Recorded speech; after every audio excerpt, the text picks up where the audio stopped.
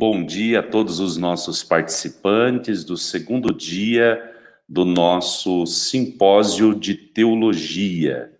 Hoje nós recebemos a prata da casa, nosso professor, Padre Mestre Danilo Nobre dos Santos, que vai desenvolver esse tema tão pertinente e tão atual, que é a nova encíclica do Papa Francisco, Fratelli Tutti. E, neste momento, então, sem muitas delongas, eu gostaria inicialmente de apresentar o currículo do Padre Danilo, que é nosso docente na Faculdade João Paulo II, facilitador de aprendizagem na Universidade Virtual do Estado de São Paulo, membro do Grupo de Estudos e Pesquisas em Administração da Educação e Formação de Educadores, possui formação em magistério pelo Centro Específico de Formação e Aperfeiçoamento ao Magistério, fez a graduação, bacharelado, licenciatura em filosofia pela nossa faculdade, a graduação, bacharelado em teologia também pela nossa faculdade João Paulo II, mestrado em filosofia, história da filosofia pela Universidade Estadual Paulista, Unesp de Marília, e é doutorando em educação, filosofia e história da educação, também pela Universidade Estadual Paulista, Unesp de Marília. Padre Danilo, seja bem-vindo, o nosso muito obrigado pelo seu sim, pela sua disponibilidade, pelo seu serviço, e como eu digo sempre, nós temos a grata satisfação em acolhê-lo e ao mesmo tempo em beber do seu conhecimento, da fonte do seu conhecimento. Fique à vontade, o nosso muito obrigado. Bom dia, Padre Reginaldo, bom dia a todos que estão nos acompanhando nesta manhã, o segundo dia do nosso simpósio teológico. Eu que agradeço não só a acolhida, mas a oportunidade de nós conversarmos um pouco sobre esta novidade, este presente feliz que o Papa Francisco oferece a toda a igreja, não só a igreja, mas a todo o mundo, que é a sua nova encíclica, a Fratelli Tutti. Eu agradeço também o presente que você me deu com o convite para que a gente pudesse, então, preparar essa exposição, porque foi a oportunidade de eu já, assim que foi lançada a encíclica, já começar a me debruçar sobre ela, e já começar a beber também da riqueza espiritual, sobretudo, e prática que essa nova encíclica nos oferece, um verdadeiro marco para a doutrina social da Igreja.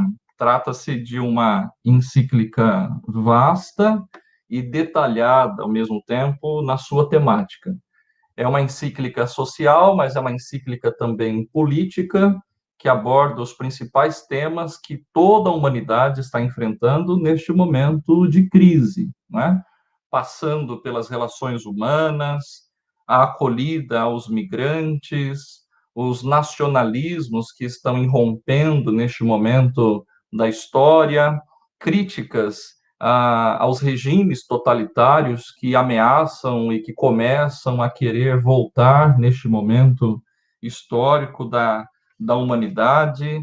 Ele retoma um pouco a Laudato Si, falando mais uma vez do processo de destruição da nossa casa comum, que a própria humanidade está engendrando, enfim. Então, uma encíclica muito completa que o Papa Francisco, então, nos apresenta a partir também de um referencial teórico, que é justamente a parábola do bom samaritano, que já aparece ali no segundo capítulo, uma grande oportunidade, então, para que a humanidade possa se abrir às novidades que o Santo Padre nos oferece.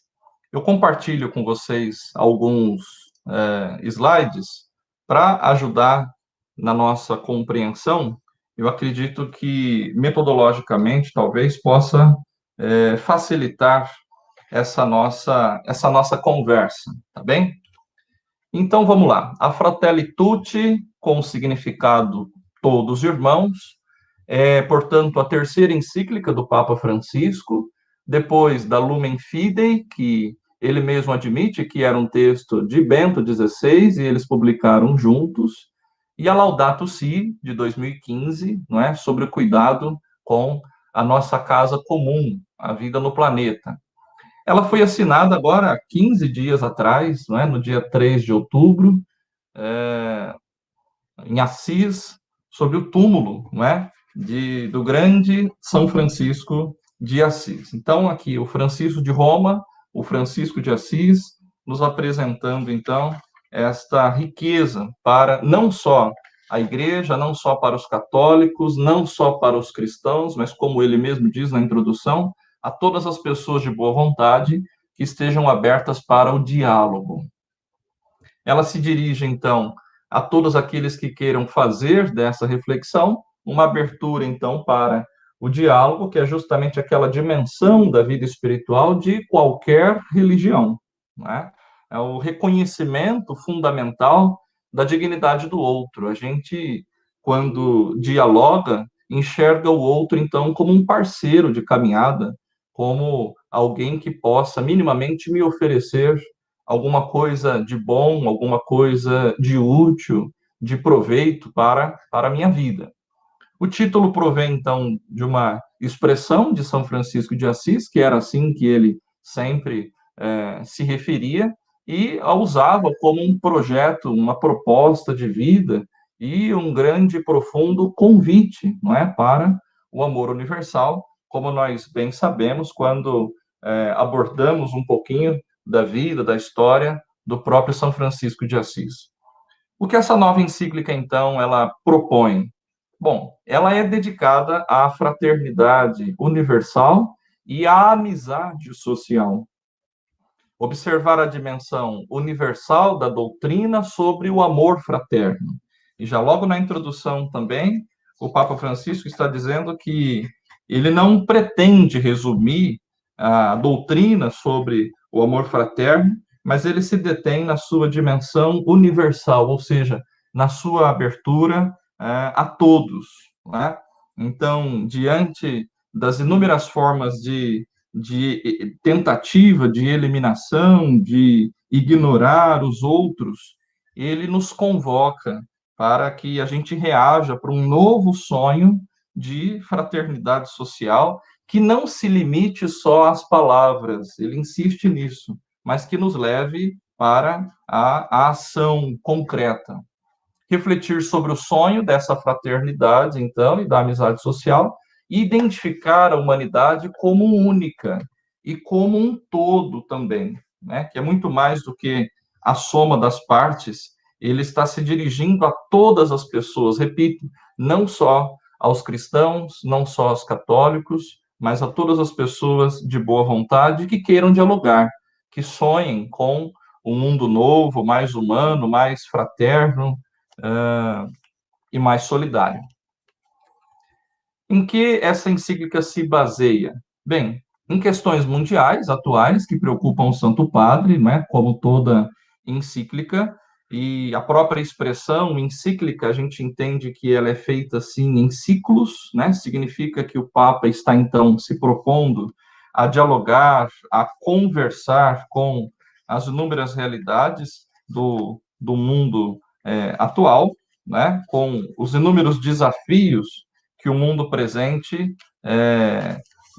nos interpela, né? Com os sonhos, as expectativas, a utopia que nós carregamos também, é mais ou menos por aí que o Papa se baseia na escrita desta sua encíclica. Quando nós somos tratados muitas vezes como meros espectadores ou consumidores, ele está nos ajudando a retomar a ideia de nos enxergarmos como irmãos, né? Portanto, filhos do mesmo Pai, que possam dialogar. Temas levantados no documento sobre a fraternidade humana em prol da paz mundial e da convivência comum, que foi assinado com o líder muçulmano Ahmed Al-Tayeb, em fevereiro do ano passado. Como é que a encíclica está organizada? Então, metodologicamente, é assim que nós a encontramos. Primeiro, uma introdução geral e depois a divisão em 8 capítulos. Alguns são mais longos, onde ele se dedica um pouco mais a escrever, mediante a necessidade, evidentemente, dos temas que são apontados, outros que são mais breves, que são mais curtos, mas sempre nessa perspectiva da fraternidade, da amizade, do diálogo, do respeito, da abertura e da acolhida. O primeiro capítulo, As Sombras de um Mundo Fechado, seria mais ou menos naquele método ver, julgar e agir, o ver, Basicamente, o Papa Francisco está nesse primeiro capítulo apontando as sombras desse nosso mundo, desse nosso tempo, a questão do isolamento, da indiferença, das polarizações, da cultura dos muros, como ele vai chamar. Num determinado momento, ele fala mais uma vez, ele insiste na ideia de uma terceira guerra mundial em pedaços que está em curso, e que a gente pode senti-la na violência urbana, na guerra virtual, na guerra econômica, sobretudo num momento em que nós estamos vivendo aí de crise sanitária, que é precedida por uma crise econômica, que é acompanhada por uma crise política, enfim. Então, ele faz uma análise, muito concreta, sem rodeios, muito direta, deste nosso tempo, deste mundo que nós estamos vivendo. No segundo capítulo, com este título, Um Estranho no Caminho, como eu dizia, ele se serve, então, da riqueza da parábola do bom samaritano, que coincidentemente foi justamente a iluminação que nós tivemos neste ano de 2020 na campanha da fraternidade aqui no Brasil, O referencial teórico bíblico foi justamente a parábola do bom samaritano, aquele homem que viu, sentiu compaixão e cuidou daquele que havia sido violentado e que estava ali jogado à margem do caminho e que necessitava de um pouco de atenção, de cuidado, enfim, de alguém que curasse as suas feridas. E a partir aí já deste capítulo, o Papa Francisco começa a denunciar a maldita indiferença, a globalização da indiferença que não nos leva a parar, até nos ajuda a ver a realidade do outro, o sofrimento do outro, o desafio que o outro está enfrentando na sua vida, mas a gente vira o rosto, segue o nosso caminho, dá de ombros e meio que diz, não é problema meu, tipo, alguém tem que fazer alguma coisa, talvez o prefeito, talvez o governador, talvez o presidente, talvez o bispo, enfim, mas não é comigo, Esse problema social que essa pessoa está aí passando, a triste hipocrisia daqueles que se dizem cristãos, religiosos, que não concretizam aquilo que rezam, não concretizam aquilo que creem. A grande dificuldade, o grande dilema, o grande desafio que nós todos temos, evidentemente, em nossa vida de cristãos. O terceiro capítulo, Pensar e Gerar um Mundo Aberto. Aqui, Francisco nos convida a lançar o nosso olhar um pouco além das fronteiras, denunciando a falta de amor, a imposição de algumas das nossas ideologias aos outros. Mais uma vez, ele retoma a ideia das periferias, não só aquelas territoriais, mas periferias também existenciais, Mais uma vez, ele cita a questão, a sua preocupação, evidentemente, com o problema gravíssimo do racismo, das pessoas com deficiência. Ele recorda, a partir das concepções da própria bioética, a ideia de que a pessoa ela é única, irrepetível, a preocupação que ele tem em relação aos idosos, nos convidando, então, ao que ele está chamando de amizade social. Então, superar um mundo de sócios, trabalharmos, lutarmos por um mundo que considere a dignidade do outro, que respeite a dignidade do outro e o veja como irmão, né? Nessa perspectiva, então, da integralidade, né? A recuperação da solidariedade, nos sentirmos, de fato, responsáveis uns pelos outros. O quarto capítulo, um coração aberto ao mundo inteiro. Ele segue essa mesma perspectiva, propondo aí, então, um novo paradigma, não é? Lembrar que, de fato, nós todos somos irmãos, mas de uma forma concreta. Ele propõe uma série de desafios aí que nos obriguem a, de fato, assumir, não é? Novas perspectivas e produzir novas reações diante desses desafios todos que ele apresentou nos capítulos anteriores, não é? Ele reivindica um ordenamento jurídico, político, econômico, mundial, sem se deixar levar por uma ideia de utilitarismo, mas convoca para uma gratuidade que seja acolhedora, uma gratuidade que, de fato, abarque a todos, que nos ajude a ver o diferente, a acolher o diferente, não como inimigo, mas como verdadeiro irmão. O capítulo 5 é muito interessante, que tem esse título, né, do português de Portugal, A Política Melhor.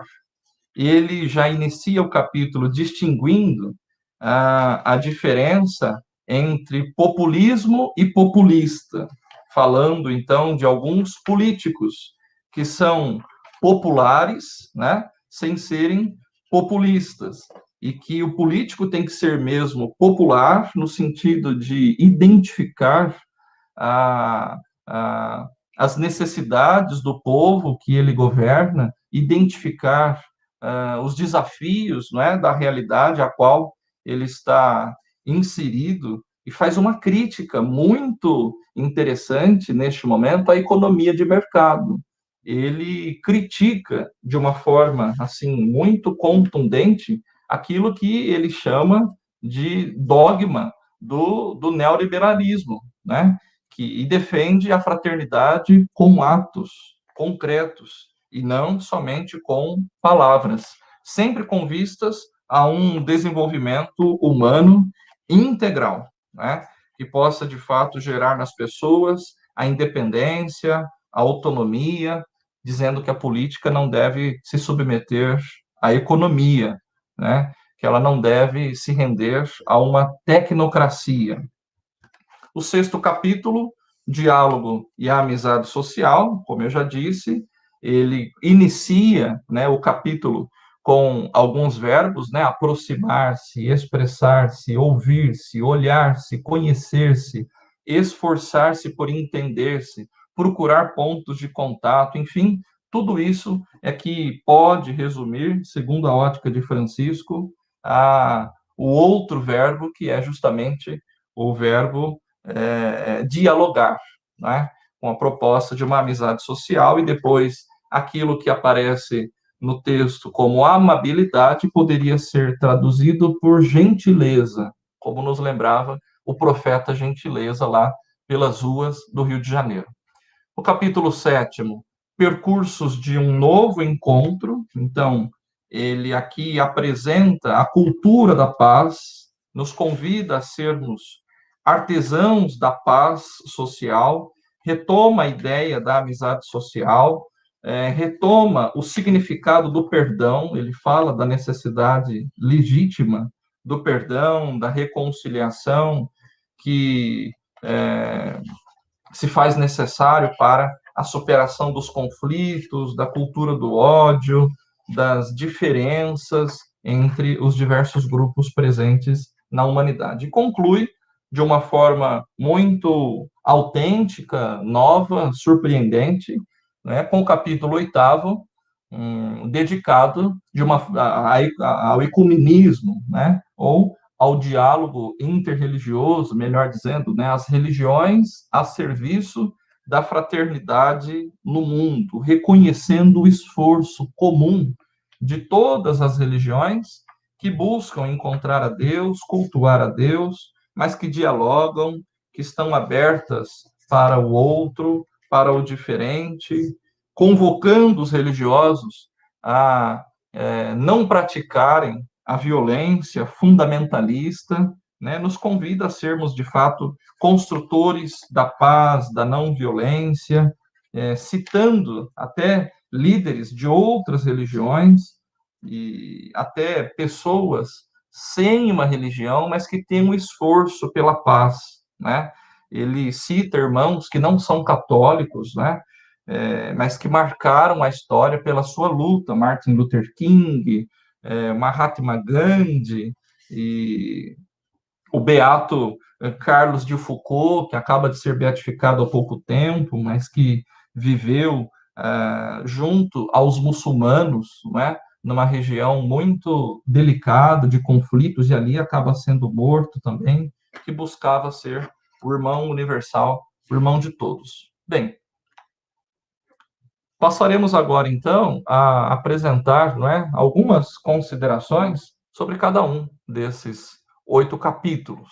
No capítulo 1º, então, As Sombras de um Mundo Fechado, o Papa observa as tendências que desfavorecem, não é, a fraternidade universal. A gente cita, já logo no começo, o ponto 27, o número 27, em que ele está dizendo assim: reaparece a tentação de fazer uma cultura dos muros, e quem levanta muros acaba escravo dentro deles, sem horizontes. Falta-lhe alteridade, falta-lhe permitir-se, então, ser afetado, interpelado pela ideia do outro, pela necessidade do outro, né? Hoje nós assistimos à manipulação de grandes palavras: liberdade, justiça, democracia, unidade e tantas outras, que simplesmente confunde a cabeça do nosso povo, não é? São grandes termos, grandes palavras, grandes conceitos que têm um valor simbólico gigantesco, mas que podem muito facilmente ser instrumentalizados, né? Então, ele apresenta aí algumas contradições nesse primeiro capítulo, de uma forma, assim, muito clara, muito direta, denunciando, né, essas contradições no mundo em que nós vivemos, marcados pela pós-modernidade, onde tudo parece que vai se relativizando, né? Em que aspectos se observam as sombras de um mundo fechado? Então, aqui, um resumo, né, digamos assim, desses aspectos todos que Francisco apresenta nesse primeiro capítulo.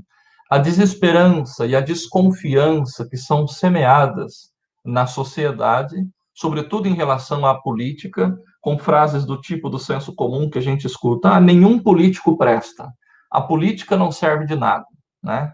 Diante de tantos desmandos, diante de tantas cenas de corrupção, diante de tantas situações que nos questionam profundamente, até cenas de corrupção dentro do próprio âmbito religioso, quando de onde menos se esperava, às vezes, são apresentadas alguns escândalos.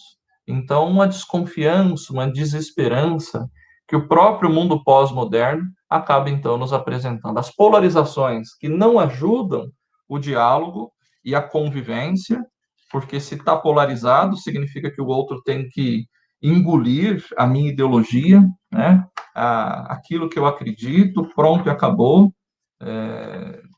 impedindo, assim, que a gente possa dialogar, que a gente possa aprender junto, que a gente possa trocar conhecimento, sabedoria e etc., né?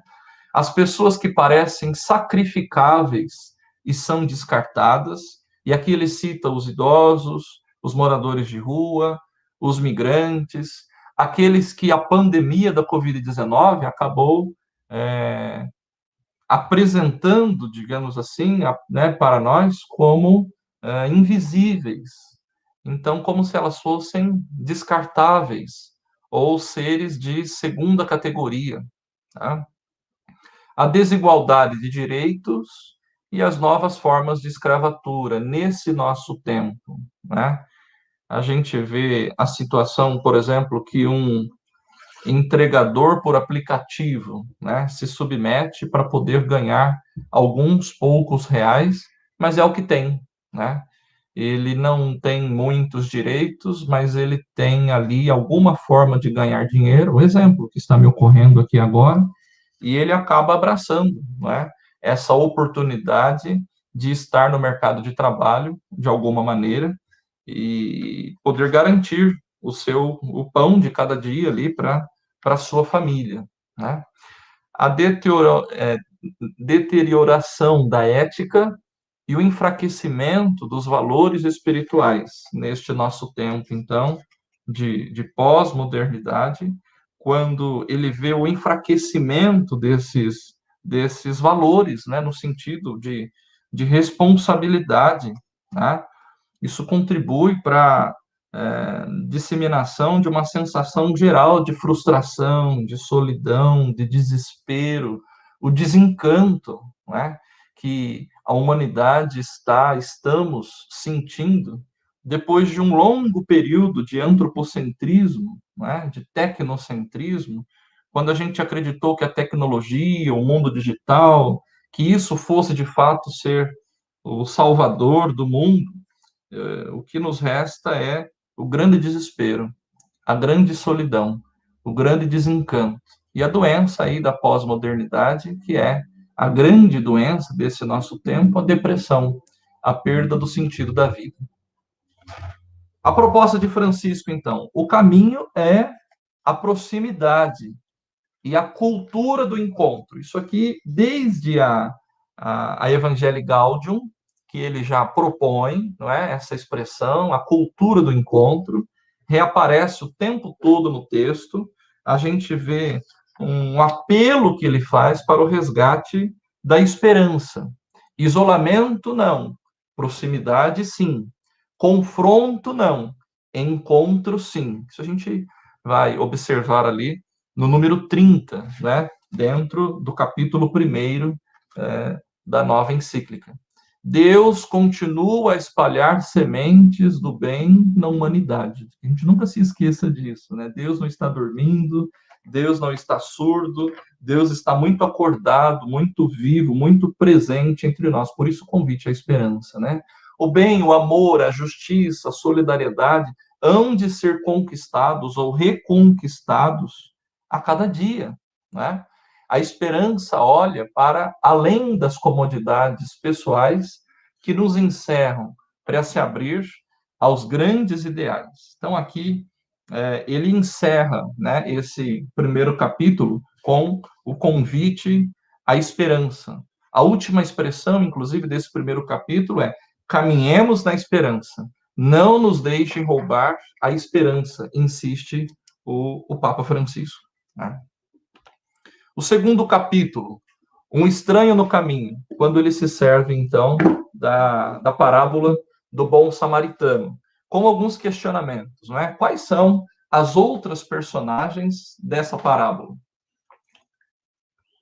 Nós bem sabemos, os salteadores, né, os ladrões, os que passam ao largo, que é justamente o sacerdote e o levita, que eram pessoas que estavam ali presentes no templo o tempo todo, mas que viram e não foram capazes de se compadecer pela dor daquele homem que estava ali jogado à beira do caminho, que tinha sido violentado, assaltado, e também o próprio abandonado, né? Este que estava ali ferido, dizendo que todos nós podemos, de uma maneira ou de outra,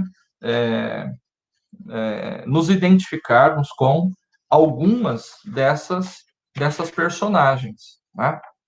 Face a essa situação, a encíclica então nos questiona, nos interpela, de uma forma assim muito direta. No número 64, Francisco então inicia, né, o parágrafo questionando: com quem te identificas? Com quem você se identifica? Com qual dessas personagens, então, você tem um processo de identificação? Quem que é o teu próximo? Com quem você se assemelha, né? Com quem você consegue, então, identificar, né, ou, minimamente, a forma de agir. Com aquele que se sente assaltado, abandonado, ferido, com aqueles que são indiferentes, que passam do lado sem se compadecer, ou com os próprios assaltantes, não é? Que é aqueles que acabam roubando a vida, os dons, enfim, da outra pessoa. E depois vem a constatação de que hoje a história do bom samaritano se repete, né? Nessas, nessas situações. O determinismo ou o fatalismo pretendem justificar a indiferença. Expressões do tipo, Deus quis assim, né? Poxa vida, é coisa do destino, né? Não tem como fazer nada, né? Essa é a única resposta possível, a indiferença. Bom, se eu não posso fazer nada, eu lavo as minhas mãos, assim como fez o Pilatos, né? A sociedade tende a desinteressar-se, então, dos outros, nesse tempo, nesse período em que nós vivemos. A cultura do descarte, que desde Evangelii Gaudium Francisco já está denunciando, um mundo que permite a exclusão, não só a marginalização, mas também a própria exclusão. E hoje se fala, inclusive, da exclusão digital, daqueles que estão totalmente à parte, fora do mundo digital, daqueles que não podem se conectar, daqueles que não conseguem, né, se fazer presentes num momento como esse, por exemplo, né? E nós assistimos a uma incúria social e política, um verdadeiro desrespeito, então, da nossa parte, da parte da humanidade, que não se coloca para servir, para ajudar, para aderir ao amor, para reintegrar aquele que se encontra ferido à beira do caminho. E muitos estão feridos à beira do caminho. O elemento impactante, então, que nós assim identificamos no número 74, né, e que a gente pensou e cita aqui para essa nossa reflexão, é que Francisco está dizendo o seguinte: o fato de crer em Deus e o adorar não é garantia de viver como agrada a Deus. Uma pessoa de fé pode não ser fiel a tudo que essa mesma fé exige dela, e, no entanto, sentir-se muito perto de Deus e até julgar-se com mais dignidade do que os outros. Veja que é acachapante esse tipo de reflexão, para não dizer assim, um tapa na cara, não é? Um questionamento muito sério, uma interpelação muito aguda que Francisco está fazendo aqui com uma frase como essa. O fato de nós adorarmos a Deus, de nós crermos em Deus, não significa talvez que nós estejamos vivendo como Ele espera que nós vivamos. A indiferença se dá talvez justamente aí, com pitadas de hipocrisia, de acharmos que estamos sim fazendo muita coisa para Deus, se o louvamos com os lábios e até com os braços, mas talvez não o louvamos com o coração e, sobretudo, com as mãos, com os pés. Ou seja, ele está retomando aqui indiretamente aquele binômio catequético fé e vida. Se a nossa fé não nos conduz a uma prática de vida, a uma mudança de vida sincera, concreta, decidida pelo outro, pelo serviço, então essa fé está um pouco equivocada, talvez, não é? O grande questionamento que Francisco está, então, fazendo em relação à nossa prática. Nesse mesmo número 74, eu faço questão de citar, não está na tela, mas Francisco está citando São João Crisóstomo, não é? Que certamente a gente já ouviu falar, e com a seguinte colocação: veja, queres honrar o corpo de Cristo? Não permitas que seja desprezado nos seus membros, isto é, nos pobres que não têm que vestir, nem o honres aqui no templo com vestes de seda, enquanto lá fora o abandonas ao frio e à nudez. É um grande paradoxo, então, né, que às vezes a gente nos leva até a acreditar que a gente pode viver melhor a vontade de Deus do que as outras pessoas, nos acharmos até mais dignos, né, daquilo que o Senhor nos oferece, porque nós rezamos, porque frequentamos a igreja, porque temos uma vida espiritual, o que é indispensável, sem dúvida, isso não pode ser deixado de lado, mas falta um segundo passo, um segundo momento, que é aquele da prática concreta, sincera, não é? Que é fruto da nossa conversão, à medida em que nós demonstramos com a nossa prática decidida, os frutos da nossa verdadeira conversão, a nossa mudança de mentalidade, sobretudo de comportamento. A Fratelli Tutti chama a ser parte ativa na reabilitação das sociedades feridas. Não esperar de cima, não esperar daqueles que nos governam. Veja, a outra provocação que Francisco faz, no número 77. Cada dia é nos oferecida uma nova oportunidade, uma nova etapa. Não devemos esperar tudo daqueles que nos governam. Seria infantil. Isso é literal, está no texto. Nós gozamos de um espaço de corresponsabilidade capaz de iniciar e gerar novos processos e transformações.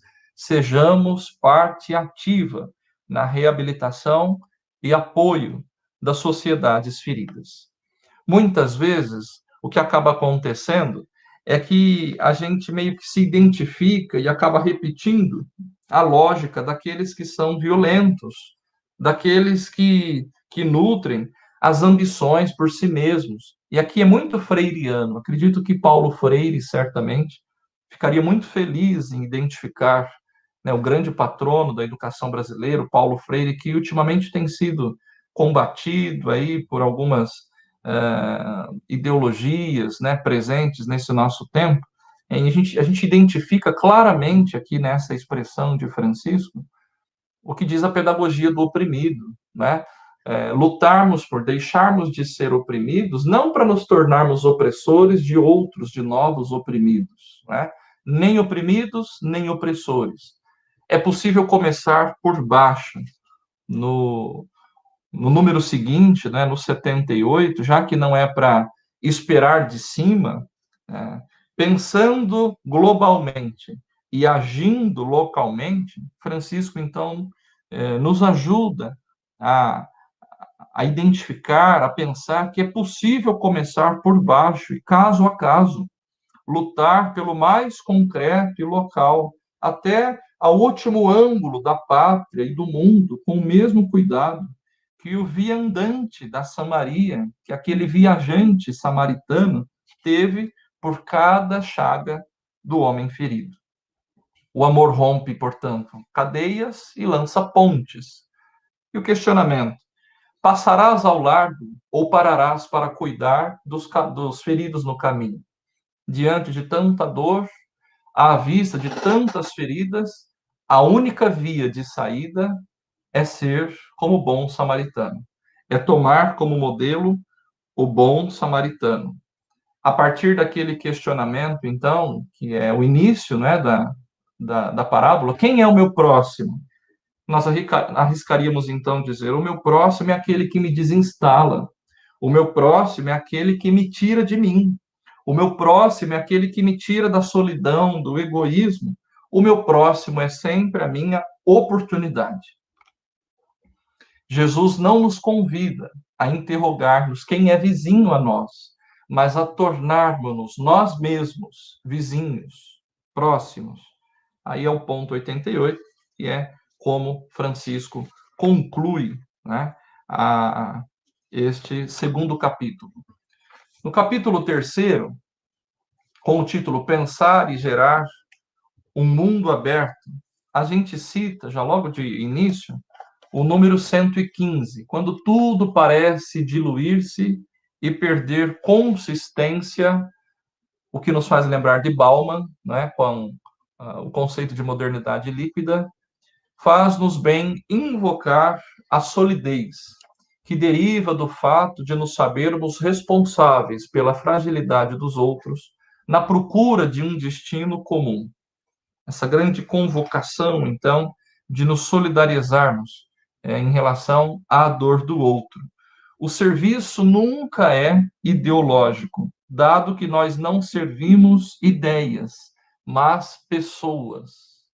Veja, alguns combates que ocorrem, às vezes, em relação àqueles que servem, àqueles que trabalham gratuitamente, àqueles que estão disponíveis. Há pouco tempo, na cidade de São Paulo, o padre Júlio Lancelotti, mais uma vez, né, sofrendo algumas ameaças de morte, porque faz um trabalho abnegado, né? Lá ele é o vigário episcopal para o povo de rua, né, para o trabalho pastoral do povo em situação de rua, e trabalha com inúmeras pessoas em situações de vulnerabilidade, e isso incomoda as pessoas, né? Ele tenta enxergar o outro como irmão e acaba incomodando aqueles que não concordam com esse trabalho de doação de gratuidade que ele realiza. A chamada à fraternidade universal implica, então, abertura. Primeiro, o ser humano encontra sua plenitude no dom de si mesmo aos outros. O amor reclama uma maior capacidade de acolher os outros, integrando as periferias, repito, sejam elas territoriais ou existenciais. E aqui ele mais uma vez retoma o seríssimo problema do racismo, que de quando em quando os meios de comunicação divulgam algumas situações aí que saltam aos olhos e, por incrível que possa parecer, ainda estão acontecendo entre nós, né? Continuam acontecendo em pleno século XXI. O amor que se estende para além das fronteiras e tem na sua base a amizade social. Não é? Este conceito de amizade, então, que a gente tem com o outro, que é diferente. Ele está dizendo que é possível agir, né, conjuntamente, em harmonia, sem a necessidade de nos identificarmos e de olhar o outro como um igual a mim. Não, ele pode pensar diferente, ele pode até levantar uma bandeira diferente da minha, ele pode seguir uma ideologia diferente, ele pode professar uma fé diferente da minha, não é problema nenhum. Veja a primeira leitura de domingo passado, né? O profeta Isaías estava recordando a situação do rei Ciro da Pérsia, né? Que assim que domina, isso me ocorre agora, né? Que domina o território da Babilônia, a primeira coisa que faz é decretar a libertação dos judeus, mas ele era pagão, ele não era judeu, ele não tinha uma fé, ele não tinha uma religião, ele não seguia uma religião, e mesmo sendo pagão, ele liberta, então, aquelas pessoas que estavam lá cativas, escravas, né, na Babilônia, e por isso mesmo é chamado pelo profeta de ungido. Promover o bem comum significa promover os valores que levam ao desenvolvimento humano integral. E como isso, então, se pode alcançar?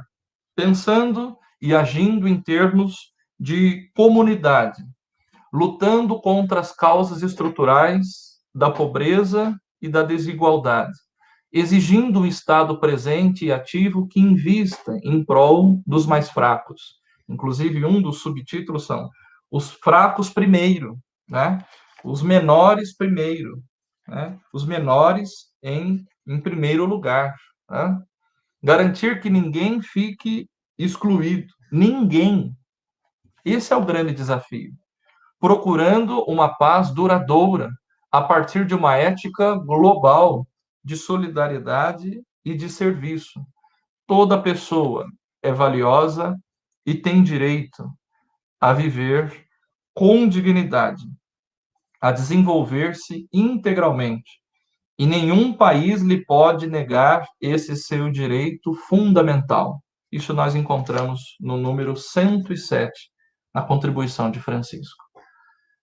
Veja que outro questionamento sério que a encíclica nos apresenta e que nos faz, então, pensar diferente a partir dessa nossa estatura espiritual, não é? Da vida humana que é mediada pelo amor. Diz o número 92. Há crentes que pensam que a sua grandeza está na imposição das suas ideologias aos outros, ou na defesa violenta da verdade, ou em grandes demonstrações de força. todos nós, crentes, devemos reconhecer isto. Em primeiro lugar está o amor. O amor nunca deve ser colocado em risco. O maior perigo é não amar. Assim ele conclui o terceiro capítulo. Entrando agora no quarto capítulo, com o título Um Coração Aberto ao Mundo Inteiro, nós então nos perguntamos que medidas será que trabalham em prol da fraternidade universal? E aqueles verbos, então, que podem traduzir, né, o diálogo: acolher, proteger, promover, integrar as pessoas migrantes e todos os marginalizados. Desenvolver a consciência de que ou nos salvamos todos, ou não se salva ninguém. Aqui, Francisco está retomando aquilo que já a Lumen Gentium, né, do Concílio Vaticano II, já nos dizia a ideia de que a salvação passa pelo nosso cuidado, assistência, preocupação com o outro, né? Uma retomada muito interessante, então, que Francisco faz aqui da Lumen Gentium, né? Da própria consideração do conceito de povo de Deus. Buscar um ordenamento jurídico, político, econômico, mundial que tenda para o desenvolvimento solidário de todos os povos, é o que diz, então, o número 138. O que é a gratuidade?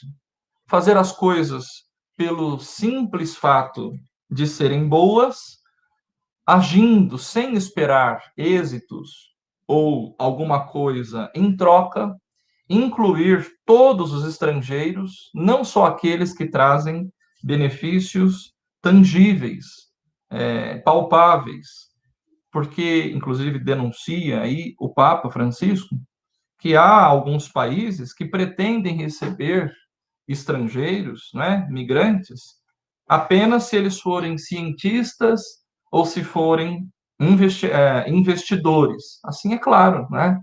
Até nós que somos mais bobos, né, para receber aquele que vai contribuir com o nosso país, receber aquele que vai trazer alguma contribuição, algum benefício, a gente até oferece, né, algumas regalias para que venha, né? Não, fica aqui no nosso país, nós o acolhemos, nós o recebemos bem. Ele diz, não, acolher a todos, incluir a todos, né? Não só aqueles que vão trazer algum benefício para nós. Veja que ele não está aqui em nenhum momento acenando para a meritocracia. Muito pelo contrário, a ideia é de gratuidade. A verdadeira qualidade dos diferentes países do mundo mede-se pela capacidade de pensar, não só como país, mas também como família humana. Deus sempre se dá, Deus sempre se oferece, Deus sempre se doa, se revela gratuitamente, de uma forma gratuita. O grande questionamento que Francisco está fazendo aqui aos nacionalismos fechados, a países que se fecham, porque tem medo de uma cultura diferente que possa, talvez, invadi-los, não é? Toda cultura saudável é, por natureza, aberta e acolhedora. E aqui, três colocações que nos ajudam a pensar diferente em relação a isso. Abrir a mente e o coração ajuda-nos, então, a perceber e a valorizar o diferente. Na comunhão universal, cada grupo humano encontra a sua beleza. Puxa, permitir-me, então, interpelar-me pelo outro, ter um horizonte universal, enxergar o outro como irmão e não como inimigo. O homem é o ser fronteiriço que não tem qualquer fronteira. O grande desafio, então, de aceitar o diferente.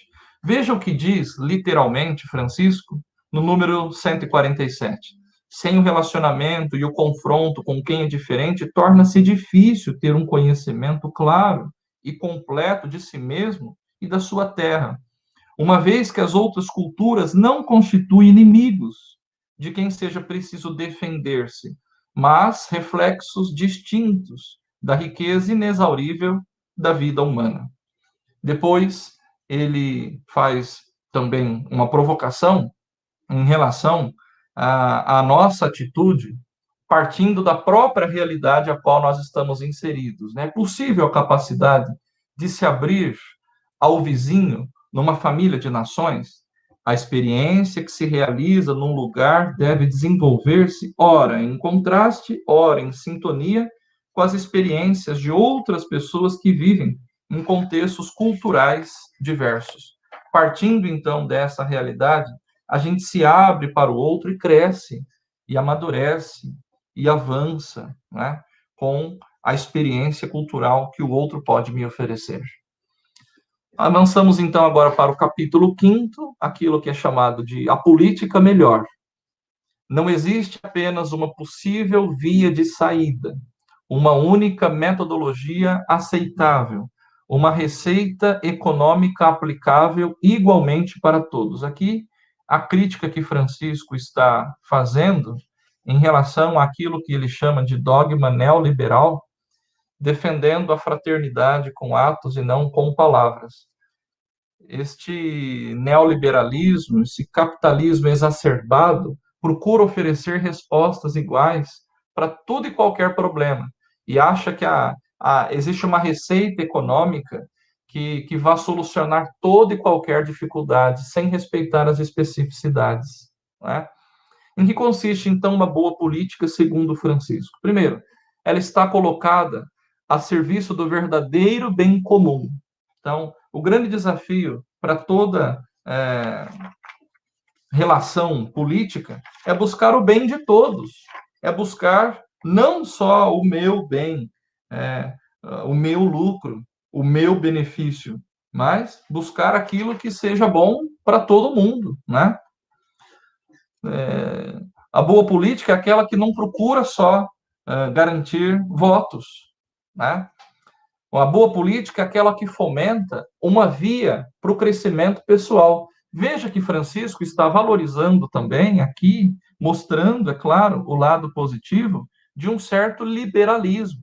O crescimento pessoal, ele não pode ser deixado de lado, desconsiderado. Não, pelo contrário, ele está valorizando isso, dizendo que é possível, sim, nós considerarmos as iniciativas individuais, porque senão seria, por outro lado, aqui um elogio, entre aspas, ao comunismo, aquilo que ele não é, embora esteja sendo chamado, já estava sendo assim criticado, né, ferrenhamente chamado de comunista, mesmo sem selo.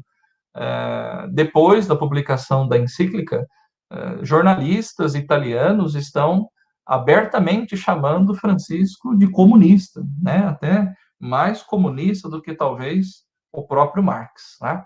Promove uma economia que favorece a diversidade produtiva e a criatividade empresarial. Veja que, retomando as outras encíclicas sociais, a própria Rerum Novarum, a 80ª Adveniens, a Populorum Progressio, né? Francisco está, sim, valorizando a propriedade privada. Ele não está criticando ou deixando de lado, não. Ele está também destacando que é possível, desde que ela tenha uma função social, que muitas vezes acaba sendo abandonado, acaba sendo esquecido. A boa política é aquela que pensa com uma visão ampla e incorpora o diálogo interdisciplinar, aquela que se serve, então, das inúmeras contribuições. Dessa forma, o desenvolvimento integral acontece, porque valoriza as iniciativas distintas. A encíclica nos convida a uma ordem social e política cuja alma seja a caridade social. Veja, o número 180, que nos apresenta essa contribuição, até para nos ajudar a ter uma visão diferente da ideia de caridade, que não é mera utopia. Permite-nos avançar para uma civilização do amor a que todos podemos nos sentir chamados. Reconhece todo ser humano como irmão, integrando a todos. A caridade precisa da luz, da verdade, que é também a da razão e da fé. A caridade social leva-nos a amar o bem comum e a buscar efetivamente o bem de todas as pessoas na dimensão social que as une. Veja a crítica de Francisco no número 168. O mercado sozinho não resolve tudo, como nos querem fazer crer no dogma de fé neoliberal. Trata-se de um pensamento pobre, repetitivo, que propõe sempre as mesmas receitas para qualquer desafio que se apresente. O neoliberalismo se reproduz a si mesmo como o único caminho para resolver os problemas sociais. O que nós devemos, então, fazer é voltar a colocar a dignidade humana no centro. E sobre esse pilar é que devem ser construídas as estruturas sociais alternativas de que nós precisamos. Veja que Francisco está dizendo: o neoliberalismo não tem a última palavra, ele não tem a solução para todos os problemas. Ele não é o único caminho, mas existem vias aí alternativas. Como nós bem sabemos, há aquele trabalho intenso da economia de Francisco, né, que propõe uma diversificação na economia, a fim de que a caridade social esteja em primeiro lugar. A globalização nos fez mais próximos, mas não mais irmãos. Aqui, lá no comecinho do documento, na verdade, ele está citando a Caritas in Veritate, de Bento XVI. Né? Essa frase, essa expressão, a globalização nos fez mais próximos, mas não nos fez mais irmãos, é de Bento XVI, na sua encíclica social, A Caridade na Verdade. Ela cria apenas sócios, mas não cria irmãos. Aqui são relações que a gente encontrou para poder apresentar também ainda sobre esse aspecto.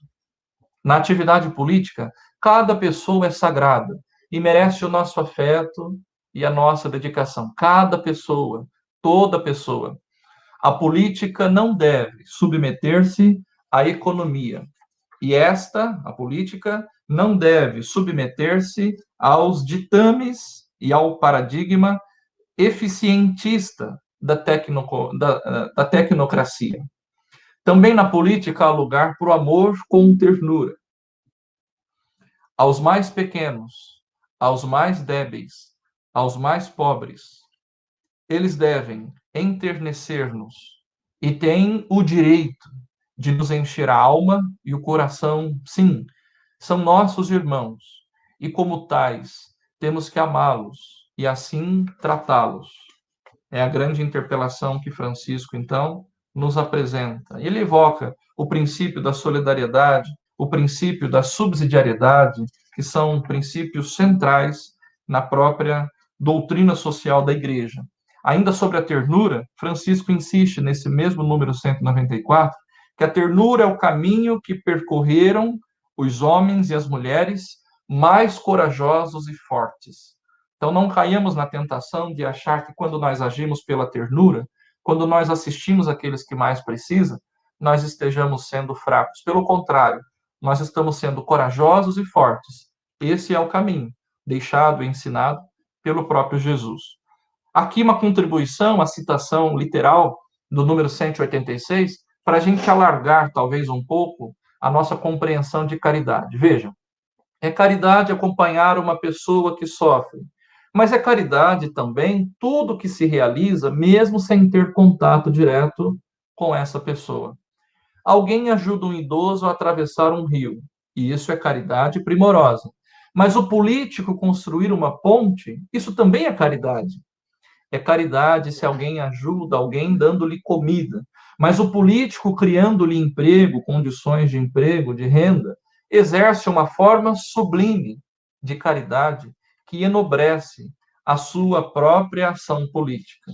Entende, então, como ele está alargando o conceito de caridade para nos ajudar a pensar, então, a atividade política como a forma mais sublime, mais primorosa, né, de caridade. A ação política, então, segundo o que tem tanto nos ensinado Francisco, é a forma mais nobre de caridade.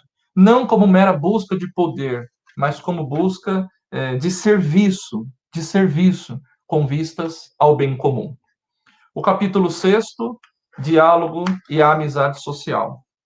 O que significa, então, dialogar?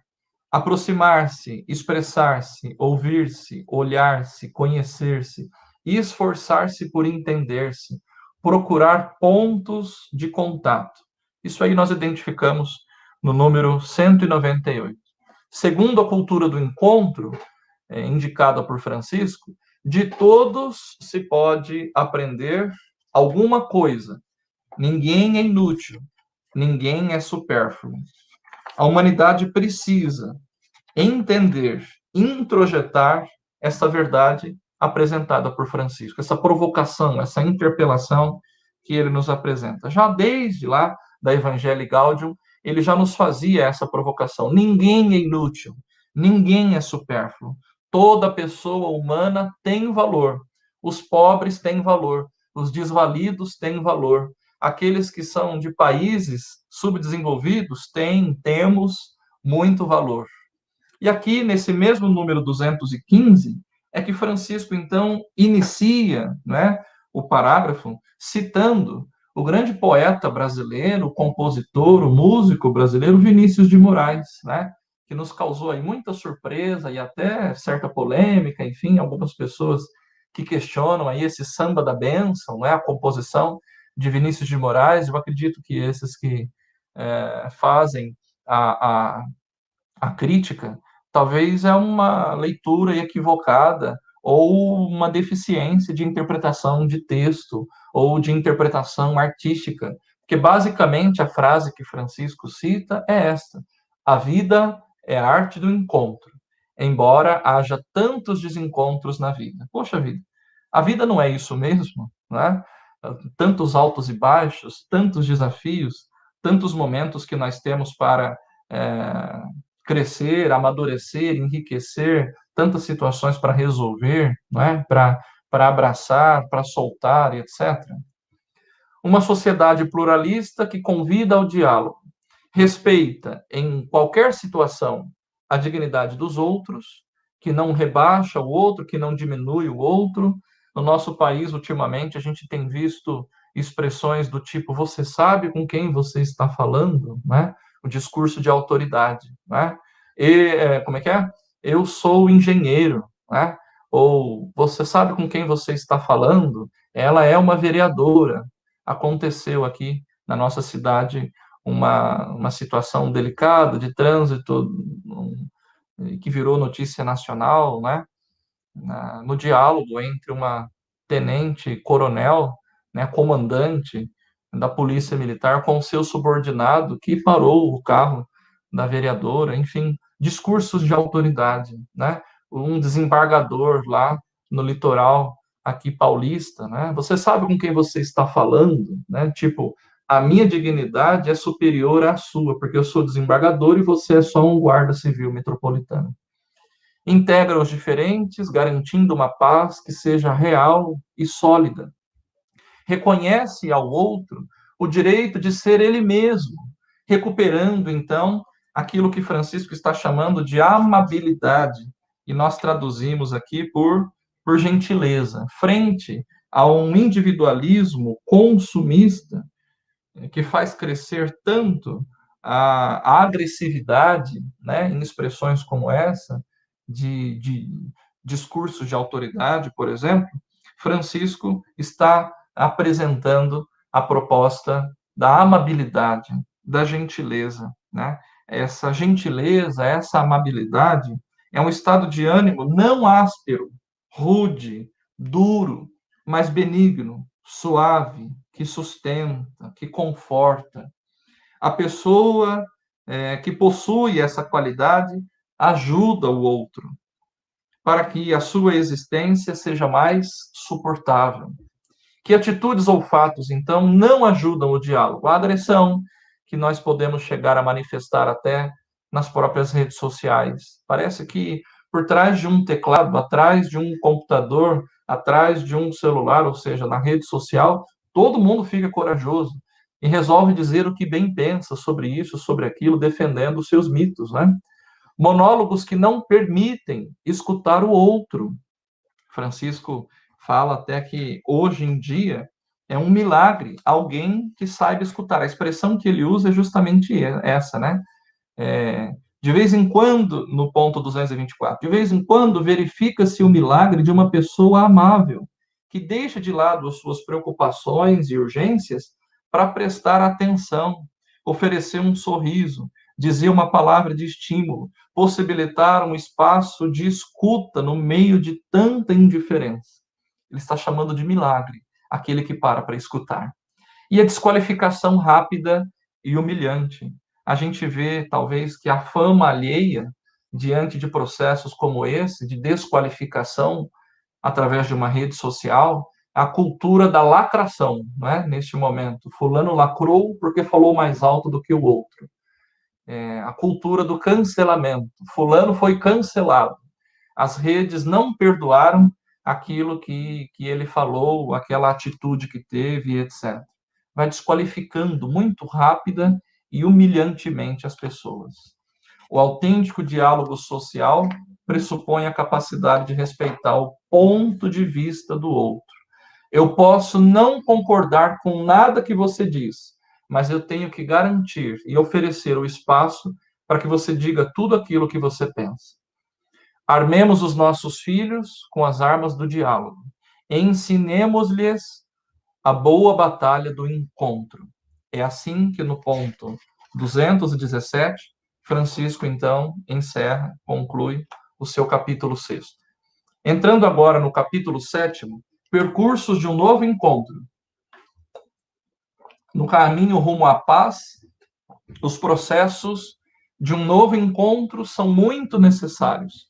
Na reconciliação verdadeira, no projeto comum que não anula o indivíduo, aqui a crítica ao comunismo, não é?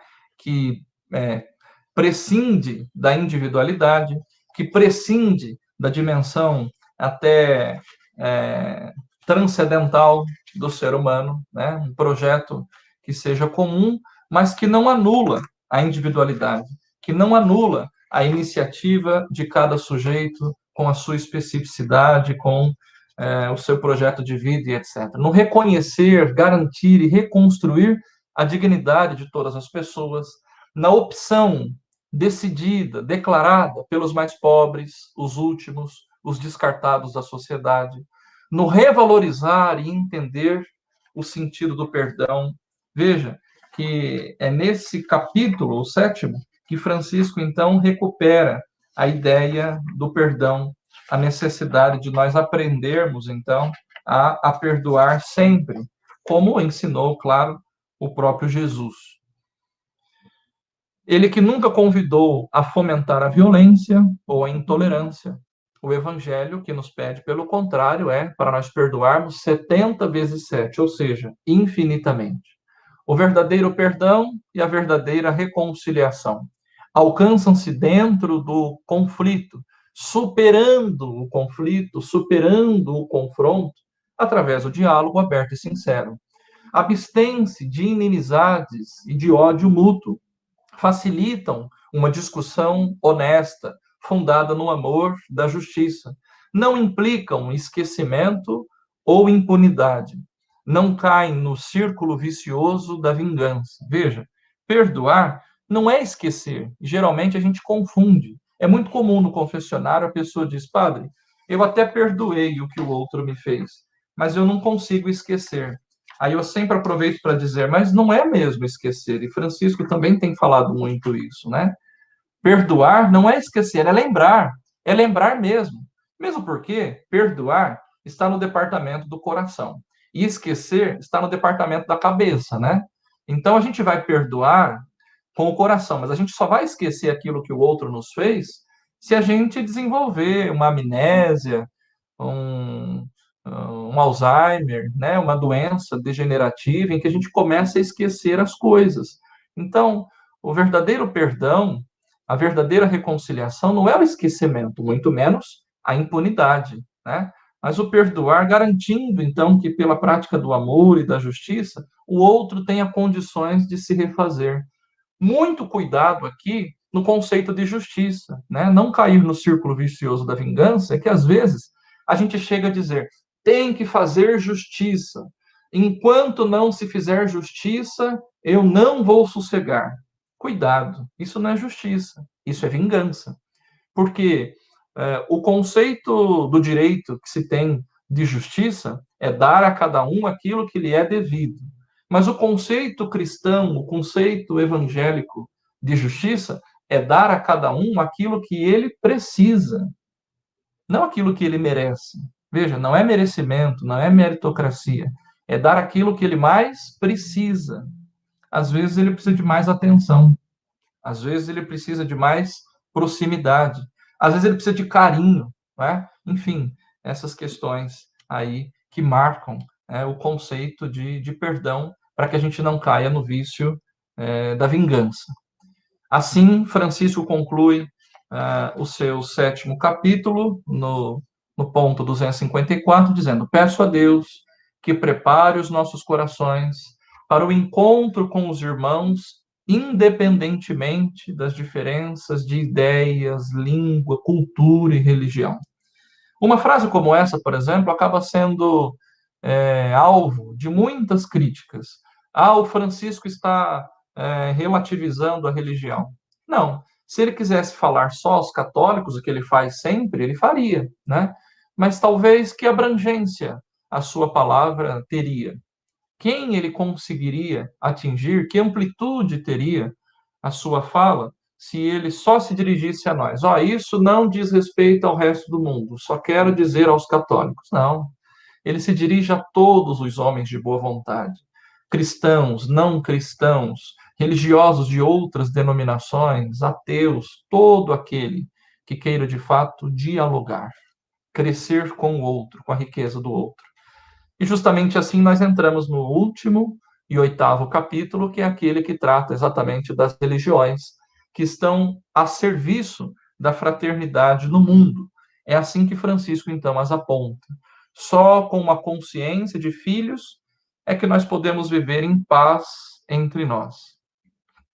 As várias religiões oferecem uma preciosa contribuição para a construção da fraternidade. É lindo ver o reconhecimento do chefe supremo de uma igreja, entre outras, reconhecer a riqueza das outras denominações, das outras igrejas, das outras iniciativas. Buscar a Deus ajuda a reconhecermos como companheiros de estrada, é claro, como irmãos, como o próprio título da própria encíclica diz. A privação da liberdade de consciência e da liberdade religiosa deixa a humanidade empobrecida. Ainda bem que no nosso país, por exemplo, não acontece uma cristofobia, como a gente ouviu há pouco tempo atrás, um discurso, permita dizer, patético, né, na Organização das Nações Unidas, dizendo que há no país uma cristofobia, etc. Não, pelo contrário. Há no Brasil uma liberdade religiosa talvez até muito ampla, dado a facilidade que existe para se abrir tanta igreja. E às vezes a gente vê que a abertura dessas igrejas acontecem com objetivos tão escusos, né? Tão maliciosos, e não com aquele justamente de adorar a Deus, de buscar a Deus, de religar a Deus e etc. Então, quando há privação da liberdade, da consciência religiosa, há um empobrecimento da humanidade, como está reconhecendo o próprio Francisco.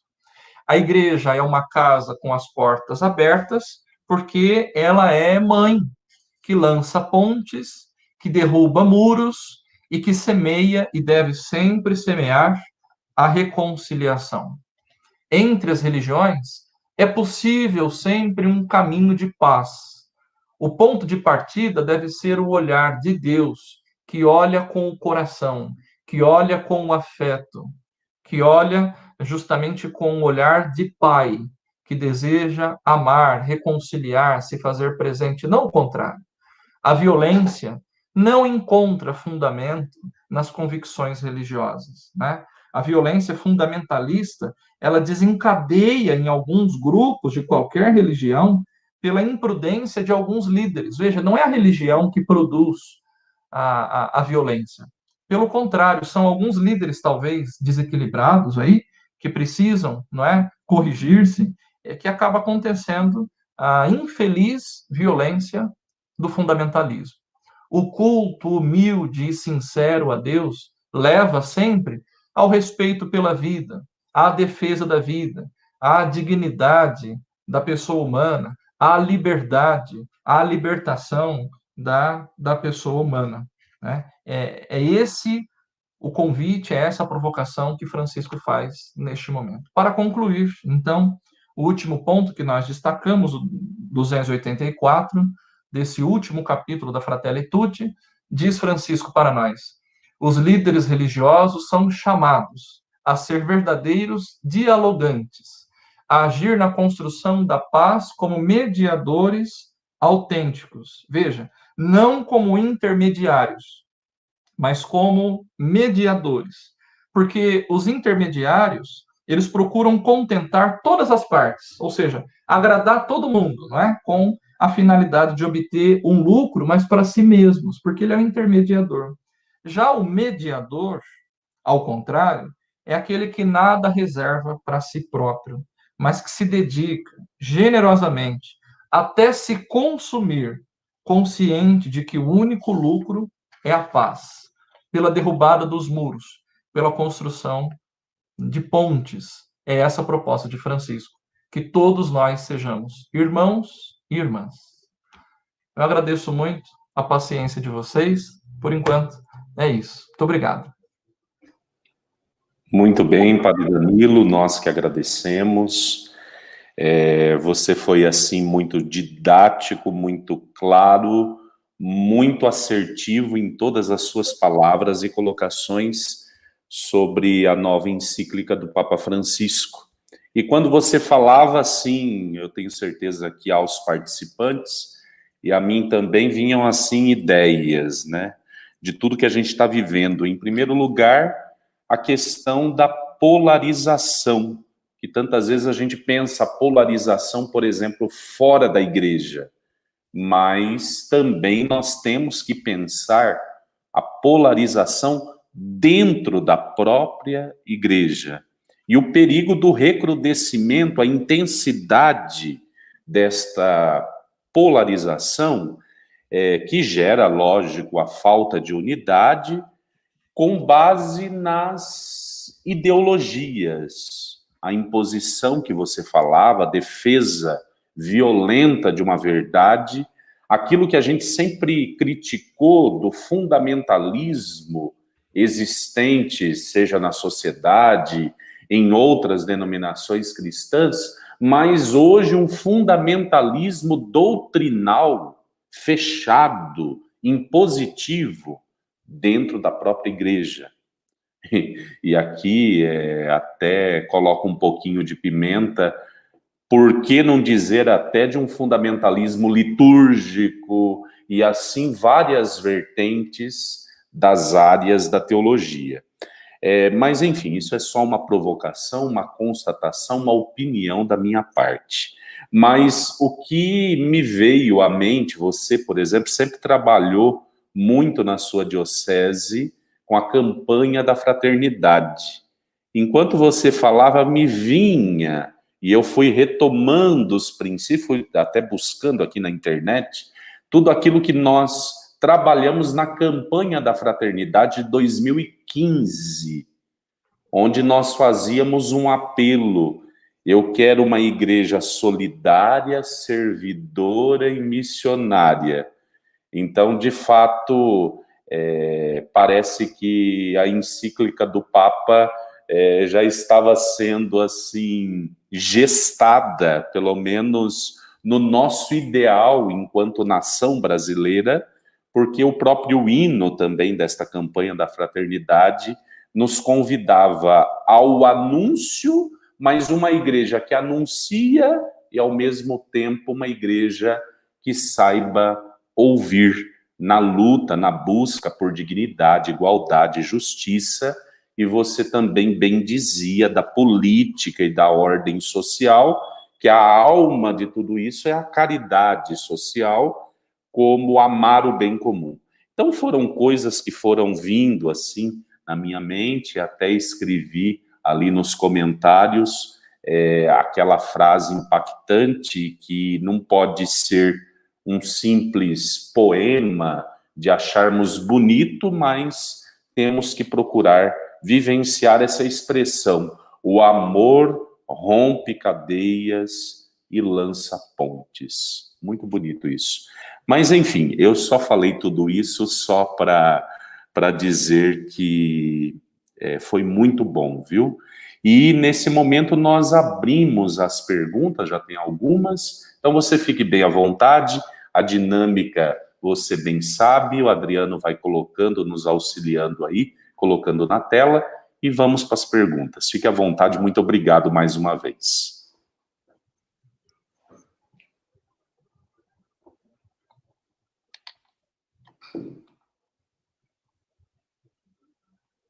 Será que o... Ah, isso, as perguntas. Marcos Roberto, para o senhor, com base no conteúdo apresentado, como deve ser o nosso comportamento ante as manifestações ocorridas no Chile, onde foram queimadas 2 igrejas? Então, o Reginaldo estava recordando a questão das polarizações. Veja, acredito que não é novidade que já faz um tempo, nesse período de pós-modernidade, há um questionamento muito sério, muito arraigado daquilo que era até pouco tempo considerado absoluto, né? A tendência agora é relativizar todas as coisas. Como a igreja sempre, por ser atemporal, procura oferecer algo de mais concreto, algo de mais sólido, algo de mais duradouro, ela sempre será, como sempre foi, questionada nos seus pressupostos. O grande problema é que agora a gente vê esse tipo de manifestação é, horrorosa, né? Imagina, quando é que a gente imaginava que alguém fosse capaz de queimar uma igreja? De vez em quando a gente vê algumas igrejas que são invadidas, que estoura-se a porta do sacrário, ou que rouba-se uma imagem de santo, que já é uma violência muito séria, muito complicada, mas nada que possa ser comparado a esse tipo de situação de se queimar uma igreja, de se queimar o templo, de se queimar um símbolo, né, para a sociedade, né? Por outro lado, a gente tem que considerar também um histórico, né, de certa centralidade e de distanciamento dessa mesma igreja chilena e de um governo chileno também em relação às bases, a este povo que sofre e se rebela. Não entenda aqui uma espécie de justificativa, não se trata disso. Veja, antes a gente teve o cuidado de dizer que é horrorosa, né, esse tipo de manifestação. Mas, dependendo do ponto de vista, que se a gente ver numa análise sociológica, a gente pode considerar como uma reação, é claro que totalmente desproporcional e descabida, mas uma espécie de reação, sim, de uma população que não se sente, talvez, representada, atendida, contemplada por esse tipo de instituição que é a própria igreja chilena. Então, a gente vê com muito pesar, com muita dor, com uma certa indignação, não é? Esse tipo de situação, de acontecimento, mas ao mesmo tempo temos que fazer também sempre aquela autoavaliação, autocrítica de nos perguntar onde será que nós erramos? Será que talvez não poderíamos ter sido mais próximos, até para evitar que esse tipo de situação ocorresse, acontecesse? Penso mais ou menos isso, né? Mais ou menos assim. Se fôssemos mais fraternos, mais irmãos, certamente esse tipo de situação não ocorreria. Agora, é atitude de terrorista, né?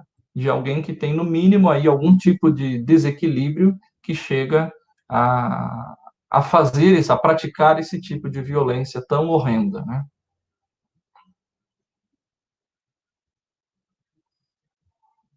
A Maria Cineide, acho que minha aluna do EAD, entrou e saiu. Opa, pulou para a Leila? A anterior, oh, Adriano. É que eu tinha me equivocado, padre, não era uma pergunta. Pois não, vamos lá. Então, a pergunta da Leila. Desde o meu primeiro contato com a Fratelli Tutti, fiquei impactada. Posso até dizer que mudou o meu modo de ser cristã. Por onde começar a viver como aquele bom samaritano? Veja, não é longe, não é distante de nós. A gente tem que começar a partir da realidade, Leila, onde a gente se encontra. Enxergar dentro da própria casa, né? Algumas pequenas mudanças que a gente já pode começar a implementar. Quando eu li num trecho aqui da Fratelli Tutti, algo muito simples, algo muito bobo que eu costumo falar às vezes, em homilias, em reflexões, em aulas, eu me senti muito contemplado. Eu falei, poxa vida, que legal.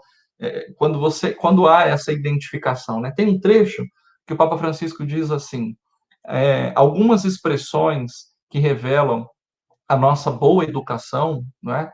Que nós adultos costumamos ensinar para as crianças, né? Boas maneiras, né? Quando elas começam a faltar, quando elas começam a se ausentar, é sinal de que já há um conflito, um confronto aí estabelecido e que requer de nós, então, uma perspectiva também de mudança. Ele está falando, quando a gente esquece de dar bom dia, boa tarde, boa noite, dizer muito obrigado, me desculpe, me perdoe, eu te amo, etc., é um sinal de que a humanidade, então, precisa mudar. Então, veja, nós não precisamos, talvez, pensar num grande projeto, né, para um futuro a longo prazo, distante de nós, para a humanidade inteira, para o país todo. Não começa em casa, né? Começa com as nossas relações ali mais presentes, mais próximas, com aqueles que estão mais perto de nós e que sofrem muitas vezes também o nosso mau humor, a nossa decepção, a nossa angústia, a nossa ansiedade em relação às situações todas. E se a gente se mostrar um pouco mais aberto para escutar, para acolher, para ter uma sensibilidade aguçada, para praticar aquilo que eu costumo chamar de pastoral do ouvido, escutar o outro, acolher o outro, enxergar o outro por inteiro, estar no diálogo por inteiro, conversar com o outro sem se deixar levar pelo celular, porque às vezes você está conversando com alguém e ele começa a olhar para o celular, ou seja, ele está dividido, ele não está por inteiro naquilo que ele está fazendo. Certamente, pequenos gestos, pequenas ações como essa, já começam a fazer diferença no mundo, já começam a engendrar essa mudança, essa transformação que a gente tanto espera, às vezes de lá para cá, né, de fora para dentro, mas acredito que ela deve ser de dentro para fora. Isso é expressão, é sinal, certamente, da nossa conversão, né? Agindo como o próprio Cristo, procurando ter os mesmos sentimentos de Cristo, como São Paulo também nos provoca e nos convoca, né? Acho que é mais ou menos por aí.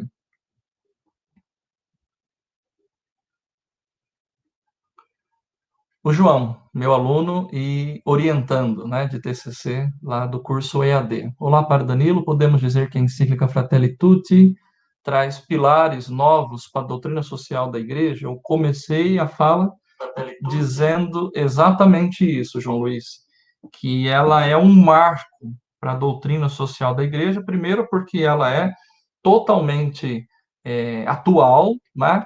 Ela está exatamente ligada às realidades em que nós estamos vivendo, que demonstra justamente esta preocupação do Papa Francisco em relação à vida que a gente está vivendo, a maneira com a qual a gente está vivendo a nossa vida, né? Ele identifica o individualismo, a concentração de renda, a dificuldade que os países tiveram, e ele chega a dizer isso, citando a pandemia da Covid-19, a dificuldade que os países tivemos no trato dessa crise, né? No gerenciamento dessa crise, ok?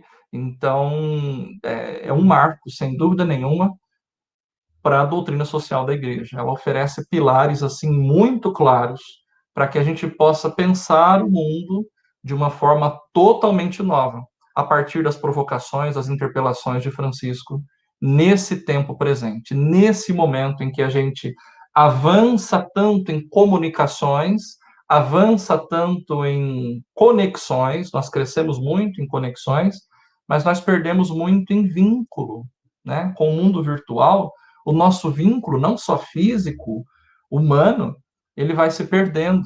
A gente perde em sabedoria, porque a sabedoria se dá no vínculo com o outro, na relação com o outro, e não numa vida tão distante, tão virtual. Muito bem, Padre Danilo. Então, nós agradecemos mais uma vez a sua explanação, o seu cuidado, o seu carinho com a nossa faculdade, com os nossos alunos, os participantes tecendo aí nos comentários muitos elogios à sua pessoa, e com isso nós queremos, de fato, agradecê-lo de coração pela sua contribuição neste segundo dia do nosso simpósio de teologia.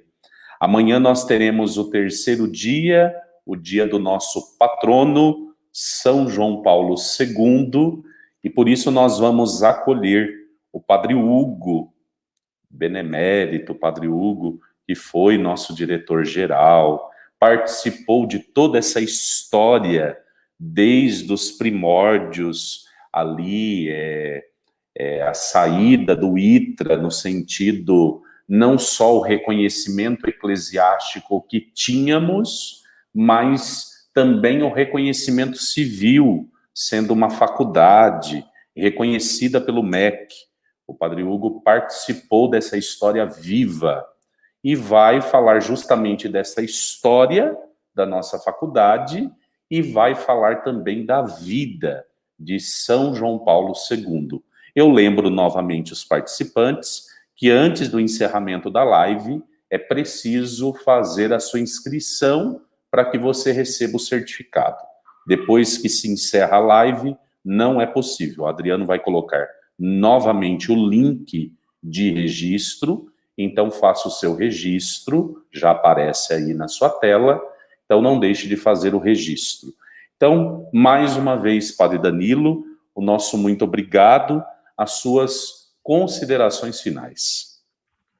Eu agradeço muito, Padre Reginaldo, pelo convite, mais uma vez eu digo o presente que o senhor me deu, né, de poder então me debruçar, mesmo que em apenas 15 dias, né, do lançamento, da publicação da Fratelli Tutti, para que eu pudesse então me converter também a partir das provocações que ela nos faz. Basicamente, a gente pode concluir assim: o Papa Francisco fez a parte dele.